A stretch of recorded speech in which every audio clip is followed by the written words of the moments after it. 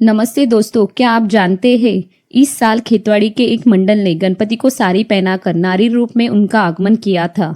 जब हमने इसके संबंधित रील्स देखे तो उसके कमेंट सेक्शन में बहुत लोगों का यह कहना था कि गणपति बप्पा का मजाक बनाया गया है। शायद बहुत लोगों को इस बात की जानकारी नहीं है कि गणपति बप्पा ने नारी रूप भी धारण किया था। मत्स्य पुराण और विष्णु धर्मोत्तर पुराण ने इस युद्ध में शामिल रही देवियों में गणपति के महिला स्वरूप का भी जिक्र किया है। भगवान गणेश की स्त्री शक्ति को विनायकी कहते हैं। विनायकी को गणेशानी, गजमुखी और गणेश्वरी जैसे नामों से भी जाना जाता है। एक बार अंधक नामक राक्षस माँ पार्वती को अपनी पत्नी बनाना चाहता था। शिवजी ने उसे मार डाला, लेकिन उसका खून धरती पर गिरने से नए राक्षस की निर्मित हो रही थी। इस पर देवी पार्वती ने सभी देवी देवताओं से मदद मांगी, लेकिन इन सब से भी अंधक राक्षस के रक्त को खत्म करना असंभव हो रहा था।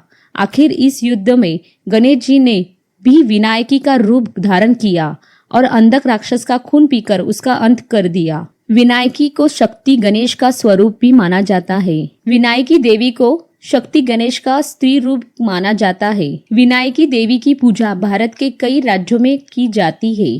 विनायकी देवी की मूर्ति तमिलनाडु के कन्याकुमारी, उड़ीसा के हीरापुर और राजस्थान के रेरह में देखी जा सकती है। तिब्बत में भी गणेश जी के स्त्री रूप की पूजा की जाती है, जिन्हें गणेशानी कहा जाता है। विनायकी की मूर्ति में 4 दिव्य हाथ होते हैं और इनमें कई शस्त्र भी होते हैं। विनायकी का चेहरा भगवान गणेश जैसा होता है। विनायकी देवी को कभी कभी 64 योगिनियों या मातृका देवी के हिस्से के रूप में भी देखा जाता है। हालांकि विद्वान कृष्ण का मानना है कि विनायकी एक प्रारंभिक हाथी के सिर वाली मातृका है। गणेश की ब्राह्मणवादी शक्ति और तांत्रिक योगिनी 3 अलग अलग देवी है। जैन और बौद्ध परंपराओं में विनायकी एक स्वतंत्र देवी है।